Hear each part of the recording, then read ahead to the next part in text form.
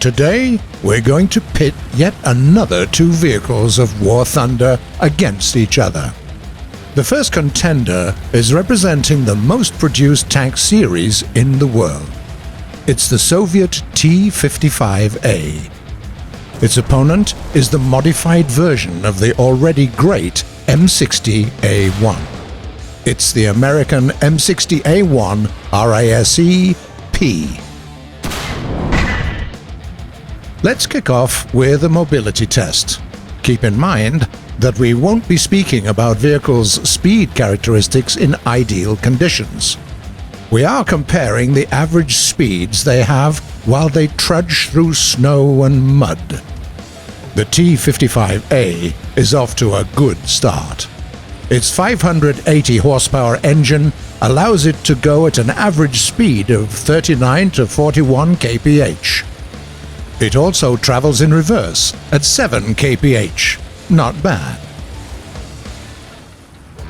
What about our M60? Despite having a more powerful engine, the American vehicle shows the same figures while going forward. 39 to 41 kph, that is. But it's considerably better at going in reverse. 11 kph. There might be a joke about the French somewhere here, but the truth is that being able to quickly get back into cover after a shot is a great advantage on the battlefield. Now, let's see how long it takes to turn these beauties round. Ready, steady, go! As you see, the Soviet machine proves to be slightly faster than its American counterpart. Next, we examine the turret, and the M60 looks like a clear winner right off the bat. First, it has a better turret traverse speed.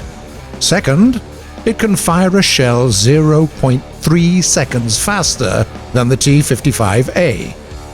Doesn't seem like much, but in combat, it's details like this that decide your fate. Turret protection is also quite important. Even though the T-55 has thicker armor here, the turret of the M60 can actually take more punishment thanks to its reactive armor.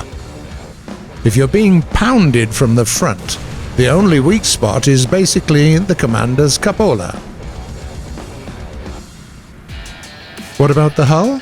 Well, let's put it this way. The T-55 doesn't really impress, with only 100 millimeters of steel in the front and the effective thickness of around 200 millimeters. This clearly won't do if the enemies of your BR use anything really dangerous. Even APHE shells will sometimes do the trick. The M60, on the other hand, has ERA all over the place, and its frontal armor has the effective thickness of around 260 millimeters, which means that it can survive being hit by both subcaliber and HEAT rounds. If you want to take it down with ease, you have to get some APFS DSs. Okay, what about the parts of the tank that go boom? Yeah, we are aware that under some unfortunate circumstances, the entirety of a tank can go boom. But we speak about the parts that do it on a regular basis. The T-55 carries the deadly 100mm D10 T2S, one of the best tank guns of its time, as well as a wide range of good shells. Your best pick here is the APFS DS round called 3BM25. At 100 meters, it easily penetrates 330 millimeters of armor, and it goes through M60's reactive armor like a hot knife through butter. The American gun is also quite amazing, though.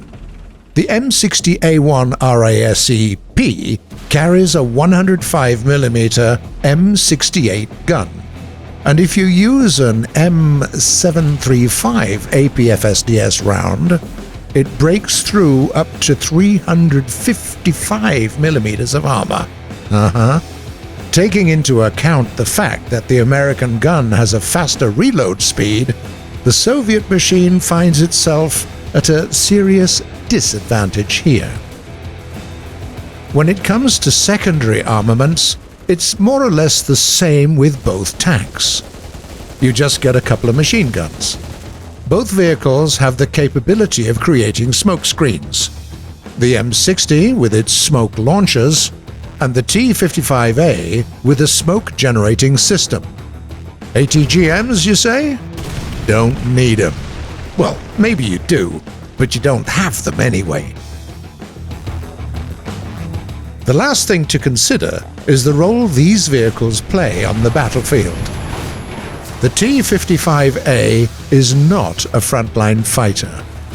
It lacks protection to engage the likes of the MBT-70 or the M60A1 RISE for that matter, from the front. On the other hand, a great gun and a low enough profile make it a decent ambusher. And while fighting for control zones or as a part of the second wave, it can wreak some real havoc.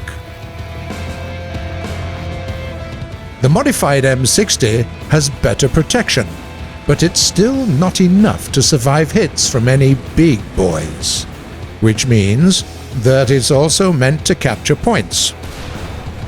Forget about ambushes though, the size of the tank won't allow it. What is our verdict then? After a few rounds, the American contender wins with a KO, which means that the M60A1 RISE has just earned the right to fight in the final... What do you mean? There are no finals or anything. Is that it? Oh, okay. Which means that the M60A1 RISE is not going to fight in any of the... there are no... God damn it. The M60A1 RISE is a winner, okay?